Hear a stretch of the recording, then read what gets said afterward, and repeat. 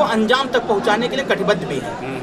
आज मैं बहुत खुश भी हुआ और बहुत प्रभावित हुआ अपने कार्यकर्ताओं से कि हमारे कार्यकर्ता हार नहीं मानेंगे। तो कहीं न कहीं स्वर्गीय अटल बिहारी वाजपेयी जी भी कहा करते थे कि हार नहीं मानूंगा, हार नहीं मानूंगा। तो हमारे कार्यकर्ताओं में वह कूट कूट के भरा हुआ है और हमारे कार्यकर्ताओं ने आज जो संदेश दिया कि जब तक इस सीट पर कब्जा नहीं कर लेते तब तक हम लोग चैन से बैठने वाले नहीं। अखिलेश यादव की सेना उतार रहे हैं, यादव सेना। अखिलेश यादव जी की जो यादव सेना है वह अप्रत्यक्ष रूप से उनकी सरकार में ही गठन हो चुका था। माननीय अखिलेश यादव जी जब उत्तर प्रदेश की कोई भर्ती आती थी तो वो सेना ही तैयार करते थे, स्वजाति सेना, उसका नाम स्वजाति सेना था।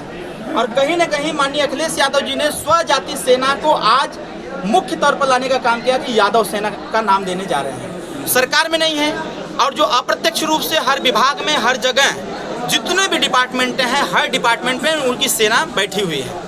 कहीं न कहीं सरकार के काम को जो धूमिल करने का, उनके छवि को धूमिल करने का प्रयास करते हैं, वही सेना के लोग हैं जिस सेना को माननीय अखिलेश यादव जी अब एक स्वरूप देने जा रहे हैं यादव सेना की। तो इसमें कोई बड़ी बात नहीं है। यह समाज को और जनता को समझना चाहिए कि यह जो सेना बनाने जा रहे हैं, इनकी सेना अप्रत्यक्ष रूप से ऑलरेडी पहले से बनी हुई है। यह बस एक नाम दे रहे हैं कि यादव सेना का। अखिलेश यादव भी हार नहीं मानेंगे, कर रहे वक्त बिल किसी कीमत पर नहीं मानेंगे। अरे उनके कहले से हो जाए, ये तो बहुत कुछ कहे। वो तो कहे 370 नहीं हम हटने देंगे, वो भी हो गया। उन्होंने बहुत सारे काम कहे थे नहीं होने देंगे, सब कुछ हो गया। मैं एक बात नहीं समझ पाता हूँ, अखिलेश यादव जी को बोलना चाहिए जिस संविधान की आड़ में वह चुनाव जीते, जिस संविधान की आड़ में उन्होंने अपने प्रत्याशियों को चुनाव जितवाया, आज उसी संविधान को लेकर के जिस जनता ने उनको जितवाने का काम किया, उसी जनता को धोखा देने का काम कर रहे हैं। अरे भाई, आप इसकी चर्चा और चिंता क्यों नहीं कर रहे हो?